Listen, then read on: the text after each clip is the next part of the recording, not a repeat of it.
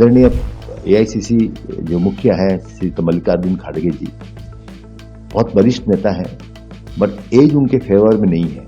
83 साल उम्र हो चुका है। विरोधी दल अपोजिशन की पार्टी के मुखिया के हिसाब से जो दौड़ भाग, जो मेहनत करना चाहिए, जो लोगों को कनेक्ट करना चाहिए, वो पॉसिबल नहीं है उनमें। तो इसलिए उन लोग सलाहकार रह के कुछ युवा को सामने लाना चाहिए। हमारे पास प्रियंका जी है और भी बहुत सारे युवा हैं जो सामने आके कांग्रेस पार्टी को और भी मजबूत करेंगे। राहुल जी सीएलपी लीडर हैं, वो अपना रोल प्ले कर रहे हैं और कोई एक प्रेसिडेंट बन के अपना रोल प्ले करेगा। ये मेरा अपना जाति एक कांग्रेस का सच्चा वर्कर के हिसाब से सोनिया जी को अपील है। The Congress Party has expelled former Odisha MLA Mohammed Mokim, citing anti-party activities. The decision came just days after Mokim wrote a letter to Sonia Gandhi questioning the party's leadership and direction. While the party has not clearly explained what those anti-party activities were, the timing of the expulsion has raised serious political questions. In his letter, Mokim said the Congress was going through a difficult phase and needed urgent introspection. He argued that age was not on the side of party president Mallikarjun Kharge and called for the promotion of younger leaders. He said the party had suffered repeated electoral defeats and was failing to correct its mistakes.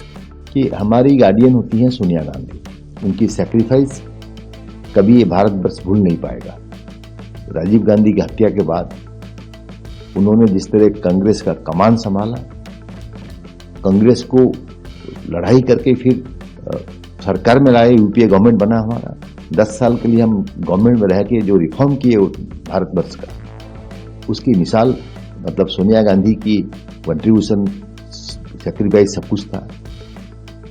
आज party को जरूरत है फिर उनकी सलाह की, इसलिए हमने उनको एक लेटर लिखा है कि मैडम सोनिया जी इस तरह से पार्टी गुजर रहा है और इसमें आपकी सलाह की जरूरत है। नए लीडरशिप को सामने लाना जरूरत है। हमारे आदरणीय एआईसीसी जो मुखिया है श्री मल्लिकार्जुन खड़गे जी बहुत वरिष्ठ नेता है, बट एज उनके फेवर में नहीं है। 83 साल उम्र हो चुका है। विरोधी दल अपोजिशन की पार्टी के मुखिया के हिसाब से जो दौड़ भाग, जो मेहनत करना चाहिए, जो लोगों को कनेक्ट करना चाहिए, वो पॉसिबल नहीं है उनमें। तो इसलिए उन लोग सलाहकार रह के कुछ युवा को सामने लाना चाहिए। हमारे पास प्रियंका जी है और भी बहुत सारे युवा हैं जो सामने आके कांग्रेस पार्टी को और भी मजबूत करेंगे। राहुल जी सीएलपी लीडर हैं, वो अपना रोल प्ले कर रहे हैं और कोई एक प्रेसिडेंट बन के अपना रोल प्ले करेगा। ये मेरा अपना जाति एक कांग्रेस का सच्चा वर्कर के हिसाब से सोनिया जी को अपील है। हम सोच रहे हैं कि इसके ऊपर सोनिया जी और CWC मेंबर जरूर इसको गुरुत्व देंगे, इसके ऊपर इसको डिस्कशन करेंगे और इसमें एक बदलाव लाएंगे।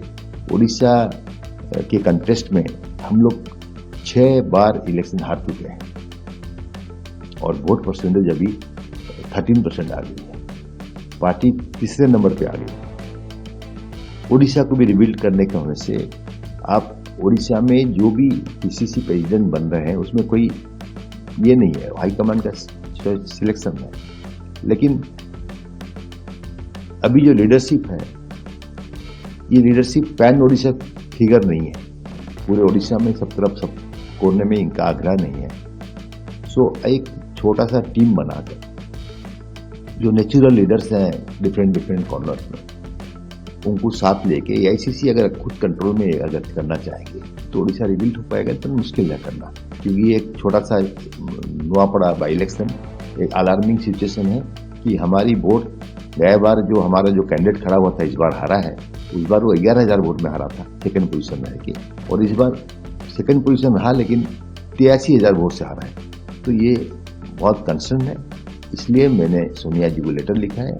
इसमें एक साधारण कर्मी के हिसाब से, जिसके ग्रैंडफादर फ्रीडम फाइटर थे, हमारे भैया कांग्रेस पार्टी के काम करते ही जान तोड़े हैं। हम उस पार्टी को यहाँ पे कटक एक एंटी कांग्रेस सीट था, सरकार में भी कटक में कांग्रेस के एमएलए बन नहीं पा रहे। हमने मेहनत करके यहाँ पे कांग्रेस को खड़ा किया। इस बार भी कांग्रेस की एमएलए यहाँ की जीती हुई है सोफिया। तो मेहनत करना, मार्क्सिस्ट से जुड़ना, लोगों से कनेक्ट करना, लोगों के इशू को लेकर लड़ाई करना, ये अगर ठीक से होगा तब कांग्रेस पार्टी फिर से वापस आएगी। यही मेरा सलाह था। Mokim pointed to Congress losses in Bihar, Delhi, Haryana, Maharashtra, and Kashmir. He described these defeats as more than just electoral setbacks. According to him, they reflected a deep organizational disconnect and poor leadership choices.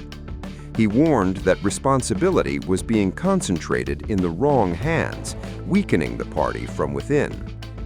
The former MLA also raised uncomfortable questions in his letter. He asked whether decisions were being taken seriously and whether the leadership fully understood the gravity of the crisis. He questioned if the Congress was allowing its decline to continue without accountability or course correction. The party's response was swift and uncompromising. On Monday, the Odisha Pradesh Congress Committee announced Mokim's expulsion, stating that the AICC had approved the move. However, the notice stopped short of listing any specific acts of indiscipline or misconduct. देखिए, ये बात में बोलना कितना सही बात होगा, लेकिन अभी एआईसीसी ने उड़ीसा कांग्रेस को संगठन को बहुत ध्यान दे रहे हैं और राहुल जी खड़गे जी ने केसी वेणुगोपाल जी ने यहाँ आए और सबको मिल के काम करने के लिए सबको मैसेज भी दिए और अभी कांग्रेस का संभावना है उड़ीसा में और उड़ीसा वासी भी सब चाहते हैं कि कांग्रेस फ्यूचर में आए और इस दिशा में हम सब काम कर रहे हैं और अभी भी ठीक है, सब संगठन भी मजबूत हो रहा है। अभी नवापड़ा का जो बाय इलेक्शन हुआ था वहाँ पे भी कांग्रेस सेकंड पोजीशन में आया है। कांग्रेस संगठन भी ठीक है, पीसी सभापति भी अभी फिलहाल बहुत अच्छा काम कर रहे हैं और मुकिम जी भी हमारा एक बहुत बड़ा कांग्रेस का कोस्टल बेल्ट में वो बहुत बड़ा लीडर है।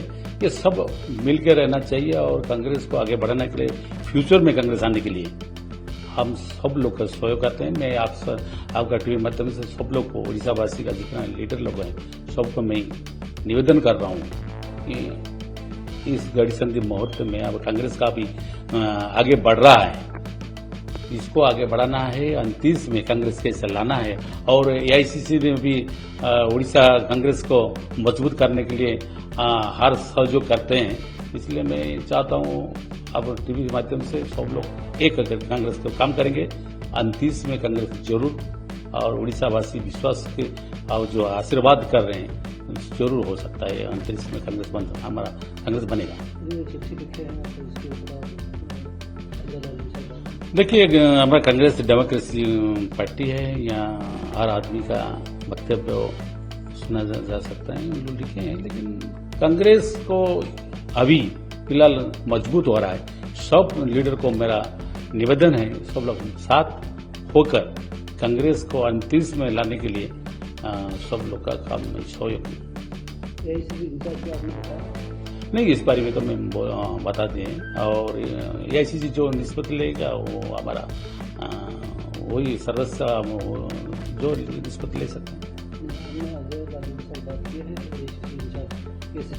नहीं, जो चिट्ठी का बारे में मैं बोल दिया हूँ, ये लल्लू जी की भी बात हुआ था, लेकिन अभी देखिए अभी कांग्रेस अभी बढ़ रहा है, संगठन मजबूत है, अभी बढ़ रहा है और संगठन भी अच्छा चल रहा है, लेकिन सब लोग को कांग्रेस को एक होकर इकट्ठे होकर खड़े होना चाहिए। कांग्रेस आगे संगठन भी मजबूत बन रहा है, हर गांव में, हर जिला में, हर ब्लॉक में कांग्रेस का संगठन बढ़ रहा है और स्पेशली ओडिशा का जनसाधारण आशीर्वाद दे रहे हैं। उन लोगों को सब संभावना की फ्यूचर में कांग्रेस हो सकता है, ये संभावना हो, ये संभावना हर लीडर का ये जो चिट्ठी में और मनांतर नहीं होना चाहिए, एक इकट्ठे पर आगे लड़ना पड़ेगा। Odisha Congress Chief Bhakta Das reacted sharply, saying those who challenge the party leadership should immediately join the BJP. The remark sparked further controversy and underlined the party's zero-tolerance approach to internal criticism. The BJP was quick to seize the opportunity. Its national spokesperson, Shehzad Poonawalla, said the Congress's internal rift was now out in the open. He claimed the party was divided between rival camps and highlighted Mokeem's criticism that the Congress leadership had failed to connect with India's youth. देखिए, कांग्रेस की अंदरूनी लड़ाई अब खुलकर बाहर सामने आ चुकी है और ऐसा लगता है कि अब केवल टीम डीके शिव कुमार और Siddaramaiah, team Gehlot versus team Pilot नहीं, team Rahul versus team Priyanka भी है। क्योंकि पत्र लिखने वाले जो सीनियर कांग्रेस के नेता है उड़ीसा के, वो कहते हैं कि राहुल गांधी, खड़गे जी, ये लोग कनेक्ट नहीं कर पा रहे यूथ से, खड़गे जी को हटाओ, प्रियंका जी को लाओ। कांग्रेस पार्टी में आइडियोलॉजिकल, ऑर्गेनाइजेशनल और स्ट्रक्चरल बड़े बदलाव की आवश्यकता है। कांग्रेस ने बहुत गलत निर्णय लिए हैं। ओडिशा में भक्त चरण दास का निर्णय लेना, मतलब कि राहुल गांधी के वो करीबी है, उस पर भी सवाल खड़े किए हैं। तो सीधे तौर पर लगता है कि राहुल वर्सेस प्रियंका का एक नया अध्याय कांग्रेस में शुरू हो चुका है। कांग्रेस तो है ही टुकड़े टुकड़े कांग्रेस। ये कांग्रेस वर्सेस कांग्रेस तो सब जगह दिखाई दे ही रहा है। हाँ, एक बात स्पष्ट है कि ये जो वोट चोरी का नैरेटिव लगातार कांग्रेस बना रही थी कि वोट चोरी से मारते हैं, इसके लिए टेकर्स, मतलब इसमें विश्वास रखने वाले अब कांग्रेस में भी नहीं बचे। न तारिक अनवर, न शकील अहमद, न ये मोहम्मद मुकीम साहब, कोई इसको स्वीकारता नहीं है। ये सब जानते हैं कि वोट चोरी फेक थ्योरी है और दरअसल चुनाव हारते हैं इसका कारण है अंदरूनी कमजोरी और राहुल गांधी।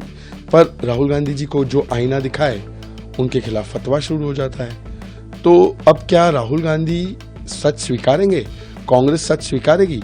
कांग्रेस देती है दोष डेटा को और गलती बेटा। This is not Mokeem's first confrontation with the party. He was earlier suspended in 2023 for questioning state leadership, a decision that was later withdrawn. In 2022, he faced a show cause notice for cross-voting in support of NDA presidential candidate Draupadi Murmu. He was also disqualified from contesting the 2024 elections following a conviction in a vigilance case. But this time, the issue is political dissent, not legal trouble. At a time when the Congress is struggling to regain ground nationally, the expulsion sends a strong message about how the party deals with internal disagreement. From an Indian political perspective, the optics are damaging. A party that claims to defend democratic values is being seen silencing its own leaders. As India's electorate grows younger and more demanding, questions around leadership renewal and accountability will only grow louder. By expelling a dissenting voice, the Congress may have enforced discipline, but it has also amplified doubts about its willingness to introspect. The message may be controlled for now, but the questions raised by Mohammed Mokeem remain unanswered.